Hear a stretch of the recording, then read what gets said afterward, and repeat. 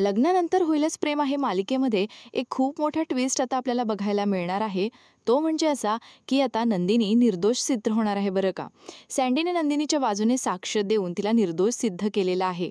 आता देशमुख यांच्या घरातले सगळेच मेंबर उपस्थित असतात आणि तेव्हा वसू आत्या आणि रम्या नंदिनीची हात जोडून माफी मागतात.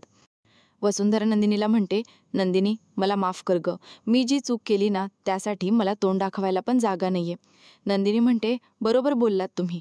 म्हणूनच तुम्ही आजपासून आम्हाला तोंडसुद्धा दाखवायचं नाहीये." नंदिनी पुढे म्हणते, "आम्ही बाबांचा विचार करत आहोत म्हणून तुम्हाला या घरामध्ये राहू देतोय. पण जर या घरामध्ये राहायचं असेल ना, तर कोणालाही तोंड न दाखवता मान खाली घालून राहावं लागेल."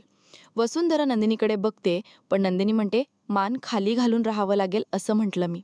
आणि हे ऐकल्यानंतर वसुंधरा मान खाली घालते. आता विक्रमला खूप लाजल्यासारखं होणार आहे, कारण की तो खूप बोललेला आहे नंदिनीला. विक्रम आता नंदिनीची माफी मागणार, त्याचबरोबर त्याला मानिनीची सुद्धा माफी मागावी लागणार आहे, कारण कधी नव्हे तर त्या दोघांमध्ये खूप कडाक्याचं भांडण झालेलं आहे.